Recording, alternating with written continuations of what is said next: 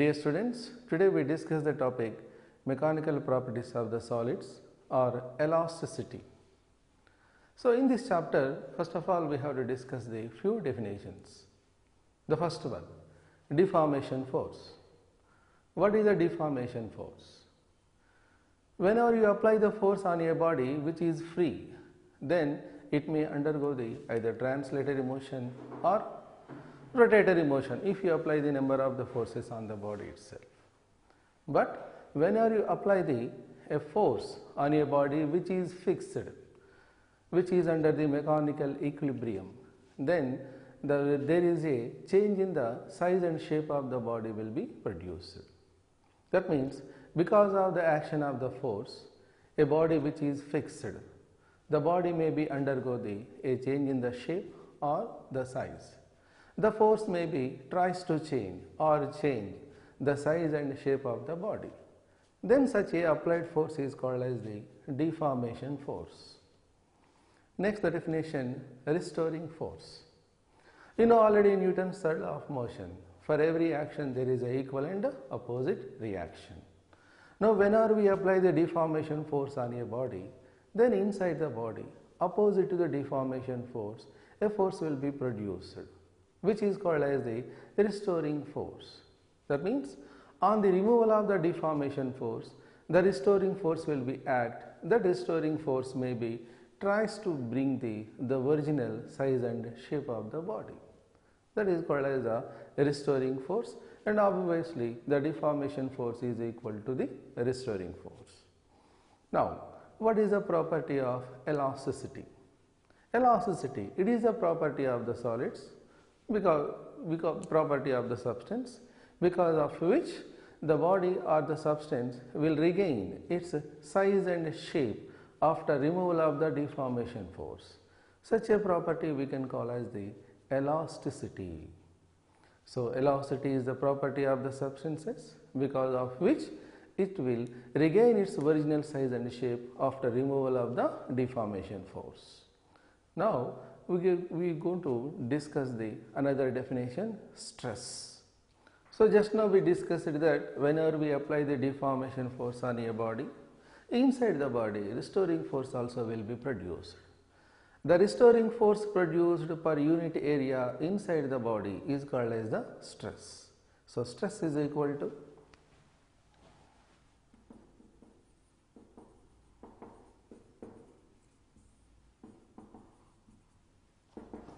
or which is exactly equal to the applied force by area, where A is equal to area of the body. So what unit you will get for the stress? Force, Newton, area, meter square.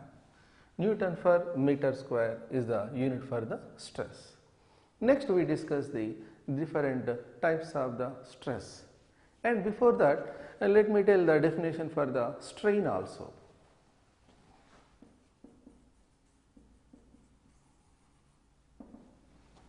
So just now we discussed that whenever we apply the force on a body, deformation force on a body, there is a change in the size and also shape of the body. That means whenever you apply some force on a wire along the length, then the length of the wire will be changes. Or whenever a body is subjected to the pressure, then the volume of the body will be changes. That is, the dimension of the body will be changes. So the strain simply can be defined as which is equal to, strain is equal to is nothing but change in the dimension by dimension. It is nothing but change in the dimension produced per unit dimension. This is called as the strain. For example, whenever you apply the deformation force on a wire, the length will be changes. So change in the length by original length, that gives the what? Strain. So these are the basic definition for the stress and also strain, and of course there is no units for the strain.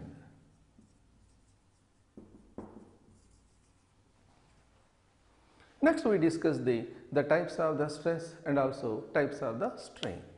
Types of the stress. The first one is direct stress or longitudinal stress. What is the direct stress or longitudinal stress? And again, under this direct stress or longitudinal stress, you will get the two types of the stress. One is tensile stress, other one is compressive stress. For example, whenever you take a body like this and apply the force in one direction, in such way here the length of the body is going to be increased. At the time, such kind of the stress is called as the direct stress or longitudinal stress. This stress produced inside the body, which is going to be increase the length of the body, is called as the tensile stress. This is the tensile stress. So tensile stress is equal to, simply we can write again the formula F by A, and you can apply the force like this also on the body in one direction in such a way that the length of the body is going to be decreased.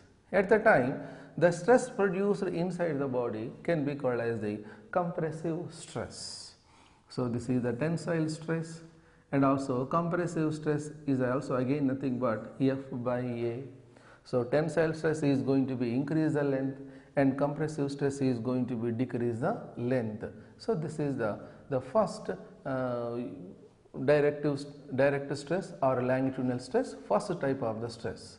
Next we go to the second type of the stress, and before that let me tell here also what is the another type of the strain. The strains are also going to be get the three types. The one is called as the longitudinal strain. The first one is called as the longitudinal strain.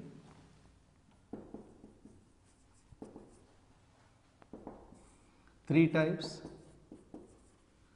The first one is longitudinal strain.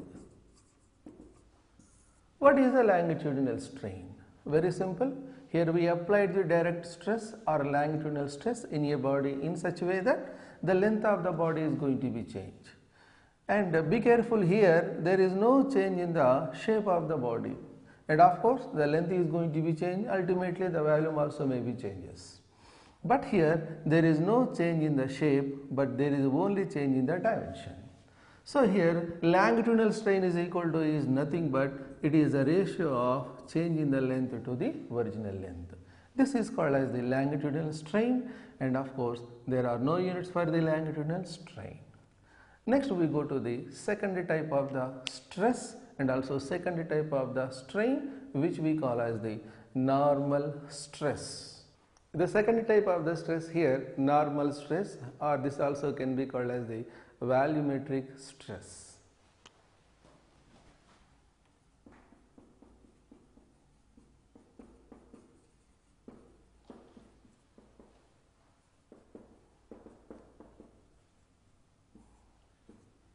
What is the normal stress or volumetric stress?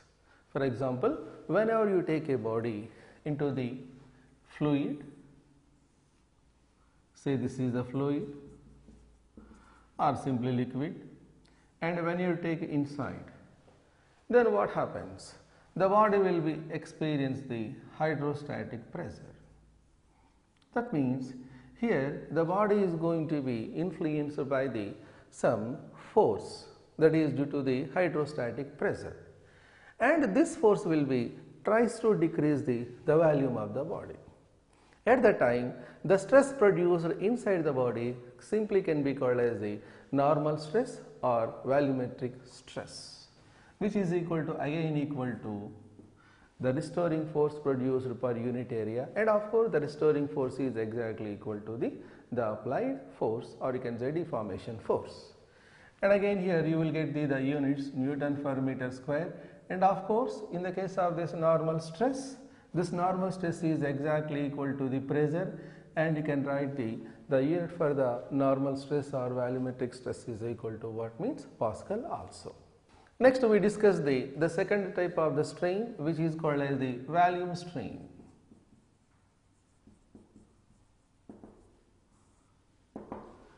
And here if you observe carefully, let the initial volume of the body is equal to V. Under the influence of the normal stress or volumetric stress, what happens? The volume of the body will be decreases. Say for example, it is decreased by amount is equal to delta V. Now, the volume strain is equal to is nothing but change in the volume by original volume. This ratio is simply can be called as the volume strain, and again it does not have any kind of the unit. And if you observe carefully here, the normal stress, that is under the influence of the normal stress or volumetric stress, there is no change in the shape of the body. Say the size may be reduced like this. There is no change in the shape, but what happens? There is a change in the dimension. So this is very, very important to remember in the case of the direct stress, longitudinal stress, as well as in the case of the normal stress or volumetric stress.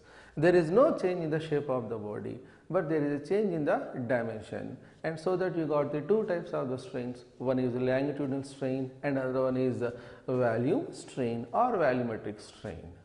Next we go through the third type of the strain, which is called as the shear strain, and third kind of the stress, shear stress.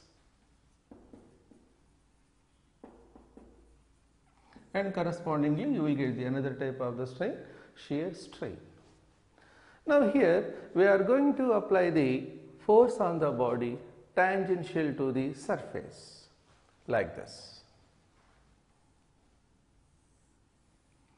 Say for example, you have a block A, B, C, D. Say the lower surface is fixed, and you are going to be apply the force on the upper surface parallel to the surface. Then what happens?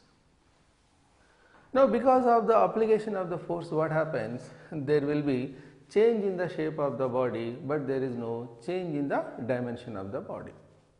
Here the force whatever maybe you are going to be applied, that you may call as the tangential force also. Now because of the application of the force, what happens? The upper surface will be with respect to the bottom surface will be shift in the forward direction.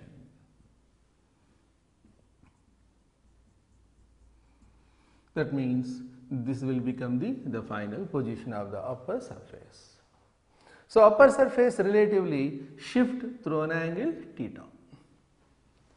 At the time, what may be the restoring force produced inside the body per unit area, that simply can be called as the shear stress. Shear stress is equal to again force per unit area, restoring force per unit area or applied force per unit area.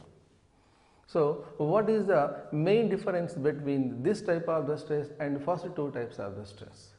In the first two types of the stress, that is longitudinal stress and also volumetric stress,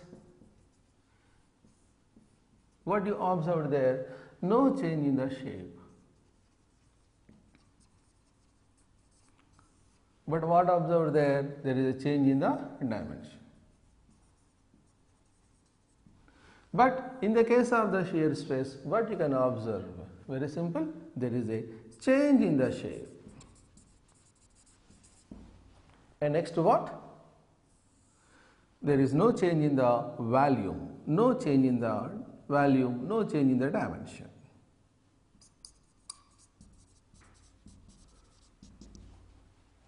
So here, whatever may be the distance, the upper surface will be relatively shifts with respect to the what? The bottom surface, say that is equal to delta L. And the distance between the two parallel surfaces is equal to, say for example, L. Then the angle through which this upper surface is actually forwarded, or you can say moved in the forward direction relative to the bottom surface, this angle simply can be called as the shear strain. Or this is also can be called as the angle of shear. This theta is obviously you can write as delta L by L. But do remember, this delta L is not equal to change in the length, and L is also not equal to original length. Here delta L is equal to nothing but the shift of the upper surface with respect to the what? Bottom surface, and you should not confuse with the longitudinal strain and also shear strain. So this is the third type of the stress and also third type of the strain.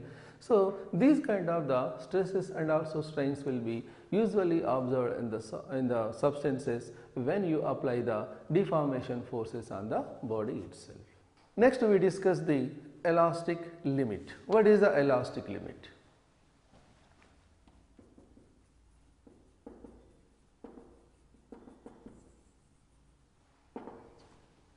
For example, you take a body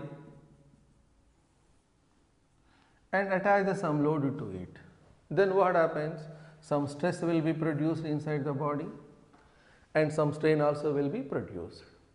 And whenever you unload or whenever you remove the load, the body will be comes to the original size and also shape. And next you increase the load.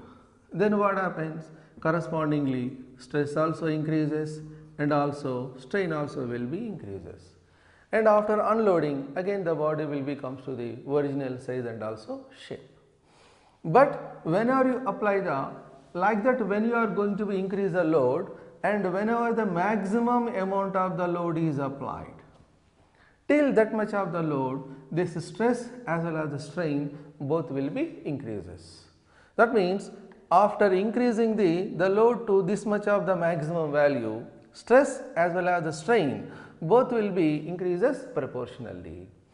But after you increase the load more than this maximum value like that, then what happens? After unloading that maximum more than the maximum value, the body will not comes to the original size and also shape. That means there is a limit that you can apply on your body such that after removing the load, the body can regain the original size and also shape. That maximum value of the load or the maximum value of the force that you can apply on the body is actually simply can be called as the maximum amount of the force. That maximum amount of the force per unit area simply can be called as the elastic limit. That is the maximum value of stress within which the body can regain its original size and shape after removal of the deformation force is simply can be called as the elastic limit. So what you have to understand here means, so a body can regain its original size and shape after removing a maximum amount of the deformation force only. So that maximum amount of the deformation force per unit area simply can be called as the elastic limit, and this will be different for the different kind of the bodies. And within this elastic limit, what happens? On increasing the load, stress also increases and as well as strain also will be increases. This can be called as the elastic limit. Next we go through some important law which is called as the Hooke's law. What is the Hooke's law? Within the proportionality limit, the stress is directly proportional to the strain produced. Hooke's law, it is the statement of the Hooke's law. Within the proportionality limit, the stress produced inside the body is directly proportional to the strain produced inside the body. Whenever you remove the proportional, you will get the one constant. Stress is equal to, you will get one constant E into strain. Here E is equal to, I can write as stress by strain. What is the E here? E is actually called as the elastic constant.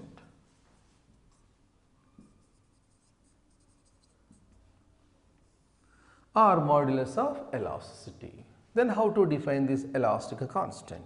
Very simple.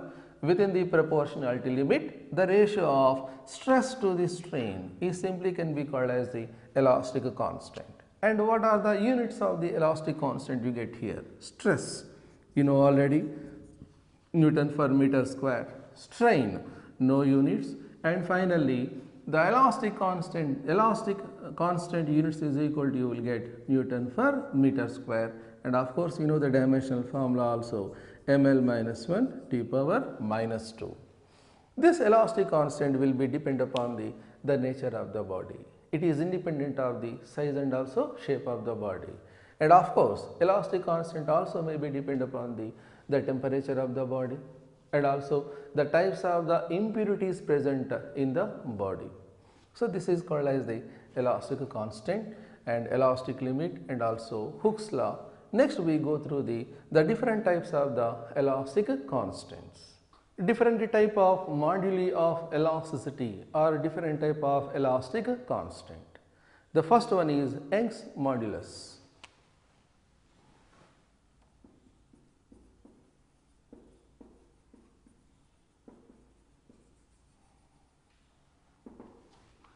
Just now we defined the elastic constant.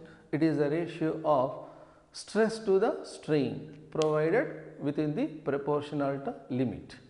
So within the proportionality limit, the ratio of the stress to the strain we defined as the elastic constant. Now how to define the Young's modulus? Very simple. Within the proportionality limit, it is a ratio of longitudinal stress to the longitudinal strain. This ratio is simply defined as the Young's modulus. So you know that longitudinal stress is equal to formula F by A and strain is equal to delta L by L. Now the formula for the Young's modulus is equal to, we will get as FL by A into delta L. Here delta L is equal to, for example, if you apply the tensile stress, if you apply the tensile force, then delta L is equal to nothing but change in the length, and let me call here this is equal to what? Also elongation. Let me use the symbol is equal to what? E. Now from now I can write Young's modulus F is equal to Y is equal to FL by AE, or elongation of the body E is equal to, you will get FL by AY. So the elongation produced in a body, usually the body will be taken in the form of a wire, in the form of a string. Then the elongation produced in the string or wire will be depend upon the force and also length of the string and inversely proportional to the area of cross section and of course nature of the material, that is inversely proportional to the Young's modulus. We will go through the different kind of the methods to find out the elongation of the wire in different situations, whenever the load is changed and dimensions are changed, and of course different situations just now we come to understand. Next we discuss the second type of the elastic constant, bulk modulus.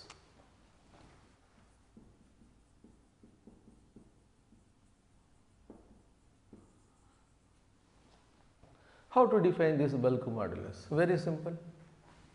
Within the proportionality limit, it is the ratio of normal stress. This is also we call as the what? Volumetric stress by volumetric strain.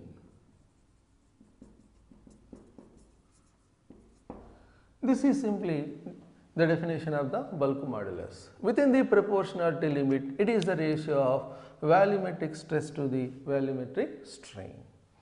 B is equal to, do you know the formula for the volumetric stress? That is equal to F by A and the volumetric strain delta V by V. Sometimes you can use the symbol here minus sign also. Here negative sign indicates the volume of the body will be what happens means decreases. That's all. It does not mean that the bulk modulus value is equal to negative.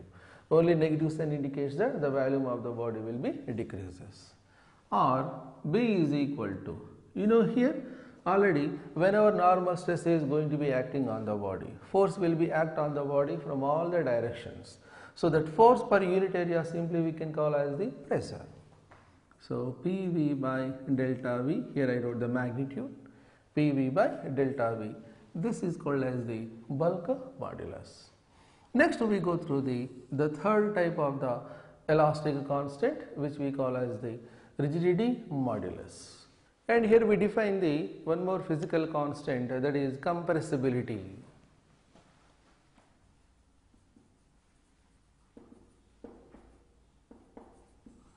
What is the compressibility? Very simple. It is a reciprocal of the bulk modulus. This is called as the compressibility. And what units you will get here? Pascal inverse or meter square per Newton. These are the units. And the formula, B is equal to, already we wrote, PV by delta V, and hence compressibility is equal to, you will get delta V by PV. What is the importance of this compressibility? We will discuss while solving the problems. Next we go through the third type of the elastic constant, which we call as the rigidity modulus.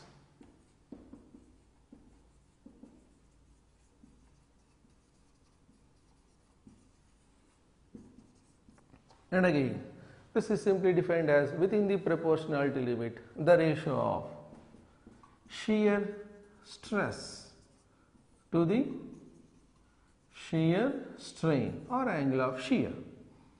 This is the definition for the rigidity modulus. So already we discussed that whenever the body will be undergo shear strain, shear stress,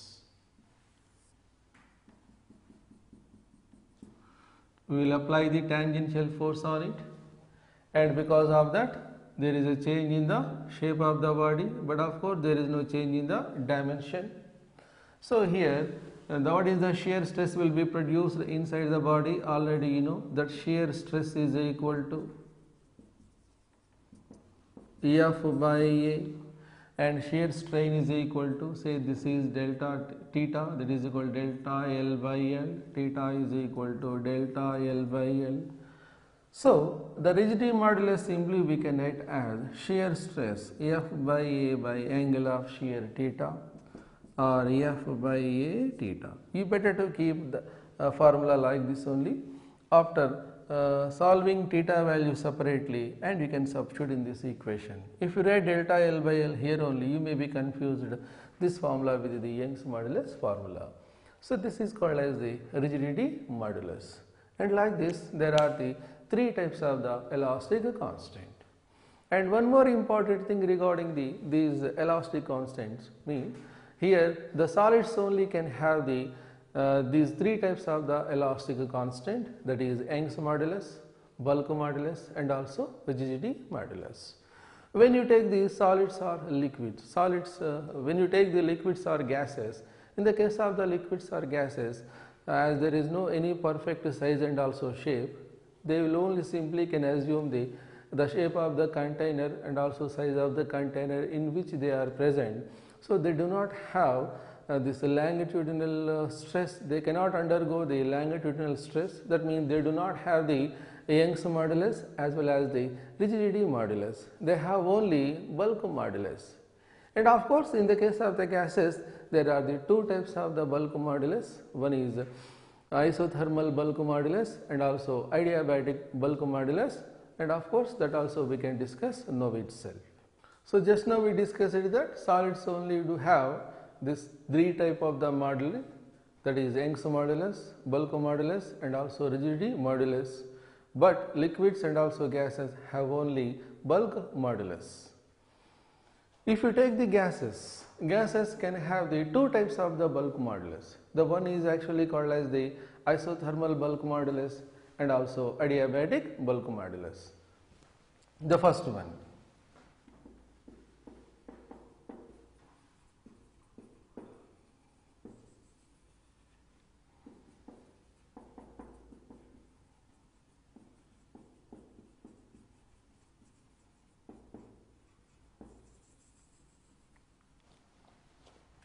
Why you have in the case of the gases two types of the bulk modulus. Just now we discussed that the volume of the body only can be changed by applying the normal stress or pressure. But in the case of the gases, when you change the temperature, then also the volume of the body, the volume of the gas will be changes. And hence, in the case of the gases, we are going to be defining the two types of the bulk modulus. One is isothermal and the next one is adiabatic. What is the isothermal process? Already you know the process in which the temperature of the gas will be remain constant and correspondingly pressure and volume of the gas will be changes. Whenever temperature of the gas is constant, you know, then PV is equal to constant, which is actually we can call as the Boyle's law. Now PV is equal to constant, pressure and also volume, the product will be remain constant. Now simply differentiate that one. You will get P into delta V plus V into delta P is equal to 0. Or P delta V is equal to, you will get minus V into delta P. Or P is equal to, you will get minus V into delta P by P. Minus V delta P by delta V. Or simply this can be written as delta P by minus delta V by V. If you observe carefully, this is equal to nothing but what? Bulk modulus. The bulk modulus already we defined as like this: pressure by delta V by V. Pressure is nothing but the change in the pressure acting on the body, delta P, by this is nothing but called as the what? Volume strain. So the isothermal bulk modulus here, P is equal to is nothing but isothermal bulk modulus of the gas is simply equal to the pressure acting on the gas. For example, if you take the air, what is the bulk modulus of the air? What is the isothermal bulk modulus of the air? It is nothing but the pressure acting on the air. The pressure exerted by the air already you know 1 atmospheric pressure. So the bulk modulus of the air simply can be called as the 1 atmospheric pressure, that is 1.013 into 10 to the power of 5 pascals. And similarly, we have the second type of the bulk modulus in the case of the gases, that is adiabatic bulk modulus.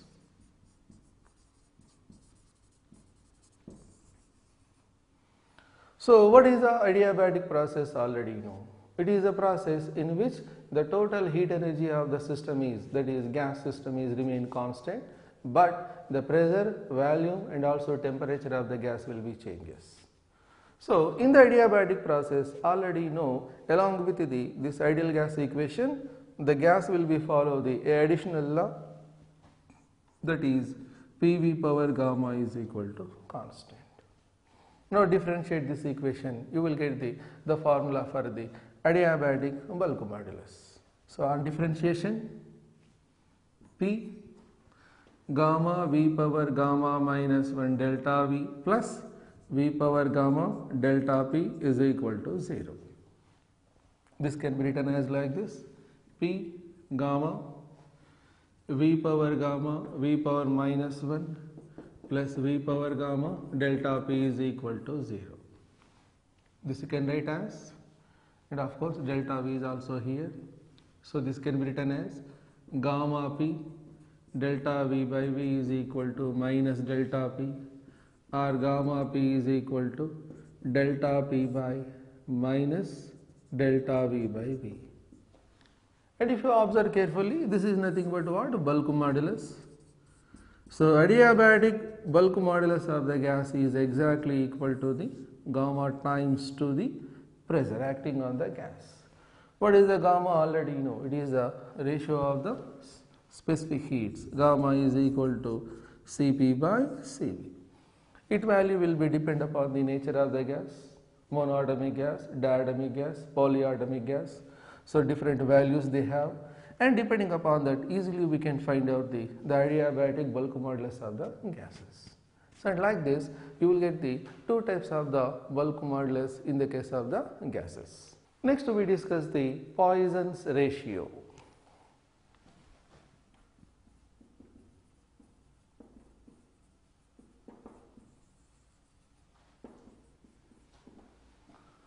We know that within the elastic limit, or you can say within the proportionality limit, the stress will be directly proportional to the strain.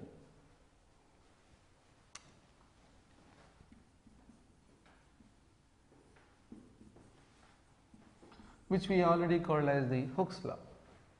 For example, here let me take a steel bar, or you can say steel wire, and whose length is equal to L and thickness is equal to B, or radius is equal to R, diameter is equal to D. Now, whenever you apply the tensile stress or tensile force on it, then what happens? The length of the rod or wire will be increases.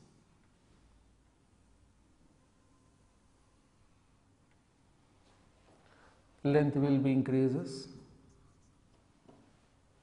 and thickness will be what happens? Decreases. That is, radius will be decreases, and also diameter will be decreases. This increase in the length to the original length already we call as the longitudinal strain. This is called as the longitudinal strain. And here the decrease in the thickness to the original thickness, or decrease in the radius to original radius, decrease in the diameter to original diameter, this is called as the lateral strain, and this is called as the longitudinal strain. So, when you increase the force, and obviously the longitudinal strain will be increases and also lateral strain will be increases. Within the elastic limit, this longitudinal strain and also lateral strain will be proportional. That means I can write like this: lateral strain delta B by B will be proportional to the longitudinal strain, provided we apply the force within the elastic limit. Then you will get the one constant, delta B by B is equal to sigma into delta L by L. This sigma is called as the Poisson's ratio. So sigma is equal to, finally you are going to be get delta B by B by delta L by L. And if you observe carefully here, the length is going to be increased, the thickness, radius or the diameter is going to be decreased. Hence I will keep here negative sign. Negative sign only indicates that as the length is increases, the thickness will be decreases. It does not mean the value of the Poisson's ratio is equal to negative. This is called as the Poisson's ratio. Experimentally, the values of the Poisson's ratio, how much values actually you will get? Theoretically, it was observed that the values must be present between -1 to 0.5. But practically, experimentally, it was observed that the values of the sigma only you will get from 0.2 to 0.4 like that. Usually, the substances will have the values for the Poisson's ratio only in the range of 0.2 to 0.4, and of course already we know that it is not possible to get the negative values for the what? Poisson's ratio. If you are going to be negative value means what does that mean? With increase of the length, the thickness also has to be increased, which is highly impossible. So this is called as the Poisson's ratio. Let us find out the change in the volume of a rod under the influence of the tensile force.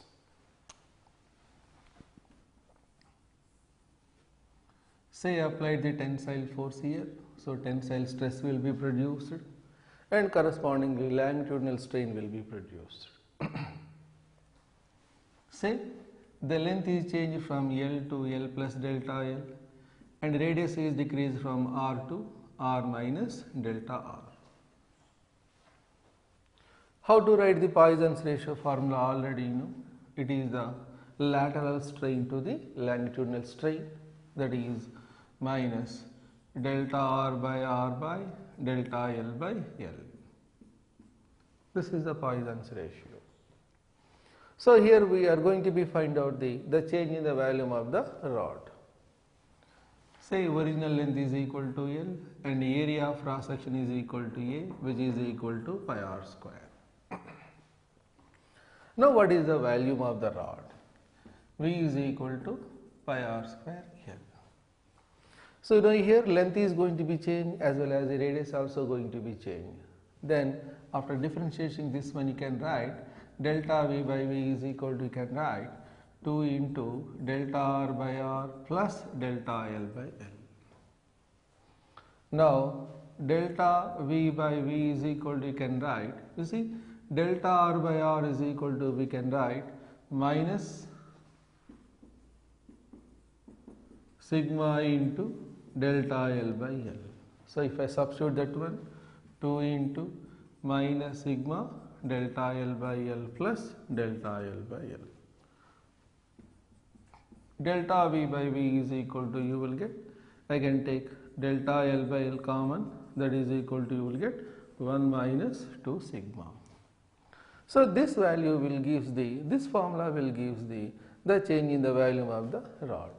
So what you observe here, if there is no change in the volume under the action of the tensile force, what happens?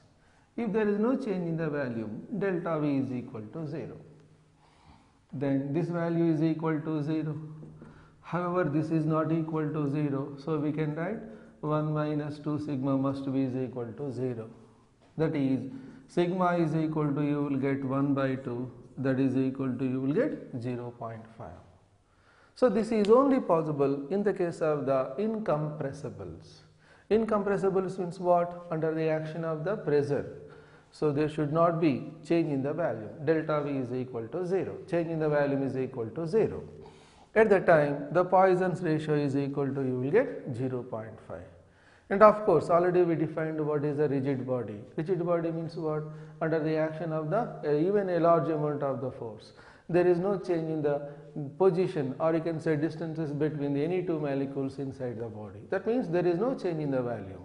So in the case of a rigid body, simply we can say the Poisson's ratio is equal to 0.5, and however it is not possible to get a rigid body in the universe, and hence the sigma value practically won't get 0.5, and hence we already know that the sigma value will be present in between 0.2 to what? 0.4. So this expression gives the, for finding the change in the volume. So whenever different sigma values are given, and correspondingly can find out the change in the volume also. Next we discuss the strain energy.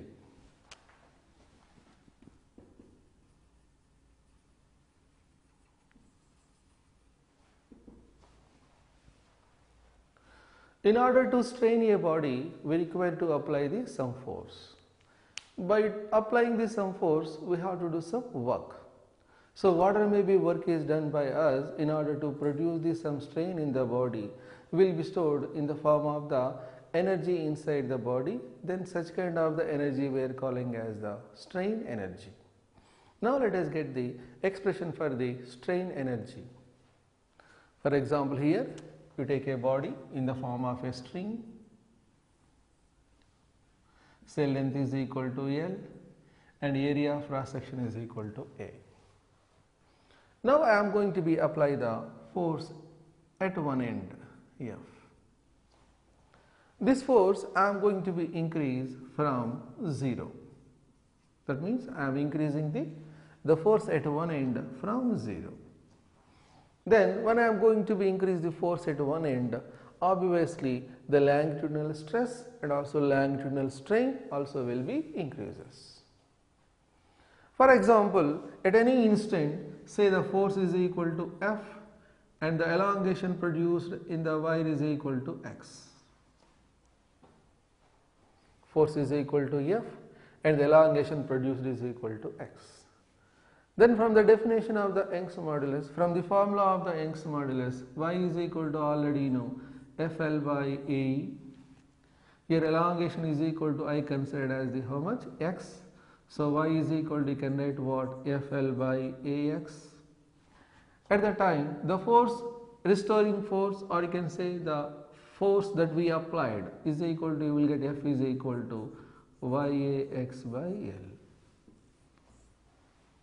Now what I am going to do here, in order to produce the a little bit elongation, say delta x, the work done is equal to, say for example dW or delta W, whatever it may be. Elongation, little bit elongation is equal to dx. little bit work done is equal to dW at a force F. Then the work done is equal to, simply we can write as F into dx. So dW is equal to, you can write F means YA by x by L into dx. Then what is the actually work done in order to produce the elongation from 0 to x? That you will get from the integration of this equation. So work done is equal to, simply you will get YA x by L into dx, elongation actually from 0 to x. Now on the integration of this equation, you will get W is equal to YA by L into x square by 2. This is the amount of work done in order to strain the body or in order to produce elongation x in the body. And of course, here what may be force is applied, that should be within the elastic limit only. Now you see, in that equation F is equal to YA x by L. So here also we can write W is equal to, simply YA x by L 1 by 2 into x. This amount of work done already we called that will be stored in the form of the energy inside the body, which is equal to, we call as the strain energy.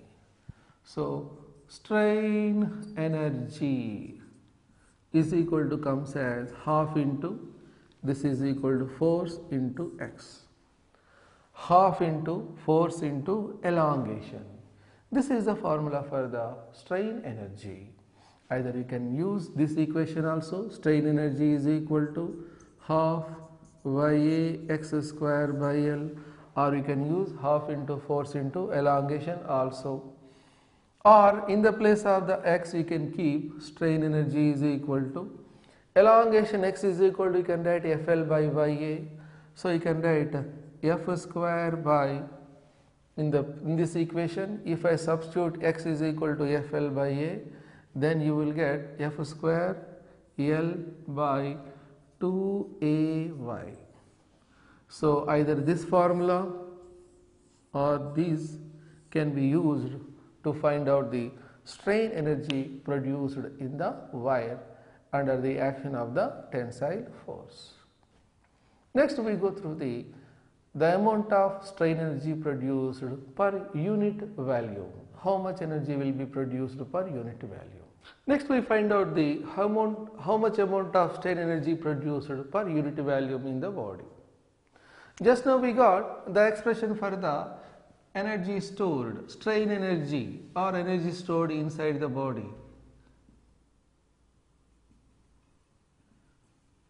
Strain energy is equal to, we got half into force into elongation.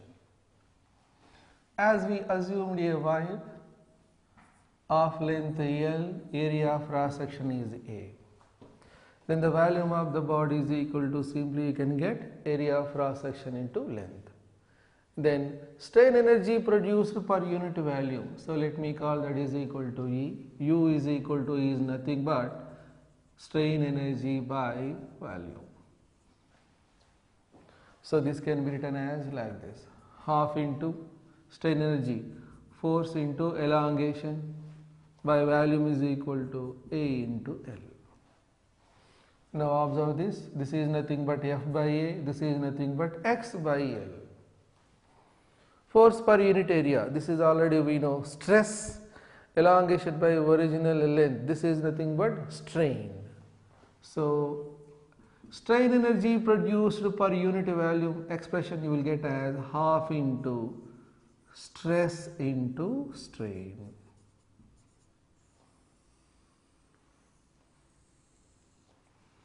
This is the formula used to find out the strain energy produced per unit value, and this is valid for all types of the stresses. Either you can write this is longitudinal stress into longitudinal strain, bulk stress into bulk strain, or shear stress into shear strain. And this is the final expression for the energy stored, that is strain energy produced per unit volume inside the body. This equation also can be changed like this. You know that elastic constant E is equal to what? Stress by strain. Now in that expression, half U is equal to half into, in the place of the stress, we can write what? E into strain. So this is elastic constant into strain square. This equation also we can write. Or U is equal to half into stress into, in the place of the strain, what we can write? Stress by E. So we can write stress whole square by 2E. This equation also we can write. So depending upon our requirement, we can change this equation into this, and finally we can find out the answer. So this is the strain energy produced per unit volume inside the body. Let us find out on the application of the normal stress, how much or how the density of the body will be changes. Change in the density.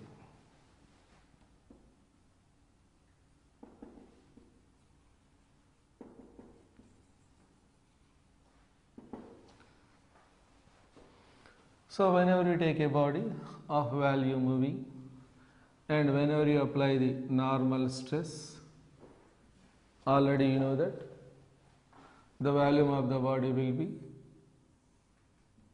decreases. Say the final volume is equal to V dash is equal to, you will write V minus delta V. As the volume is decreasing, obviously what happens? The density also will be increases. Why? Because density is equal to, you know already formula, mass by volume. So the mass of the body is capital M, mass won't change, only volume is going to be changed. So original density is equal to M by V, then the final density rho dash is equal to, you will get M by V dash, that is equal to, you have to write M by V minus delta V. Now we require to find out the final density. And of course, the change in the volume already we found by the equation delta V by V is equal to delta L by L into 1 minus 2 sigma. This is already we derived. Of course, presently we do not require that one, but we derived already that one. Now next we have to get the expression for the what? Density, final density. You know the bulk modulus B is equal to the formula, B is equal to P by delta V by V. And of course we use the negative sign also to say that the volume of the body is going to be decreased on the application of the pressure. So you neglect the negative sign here. So what you can write here from this expression, you can write delta V by V is equal to P by B, or delta V is equal to, we can write PV by B. Now let us substitute this value in this equation to find out the final density.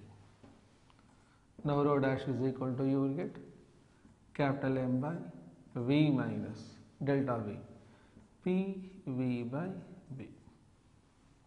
So what will comes common here? Rho dash is equal to M by V into 1 minus P by B. So what you observe here? Rho dash is equal to mass by original volume, that is nothing but initial density, by 1 minus P by B. This expression will give the final density of the body. Rho dash, rho is equal to rho by 1 minus P by B, where P is equal to pressure acting on the body, B is equal to bulk modulus. For example,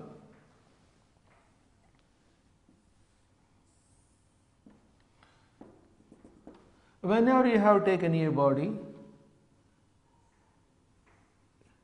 into the water, say to a depth h,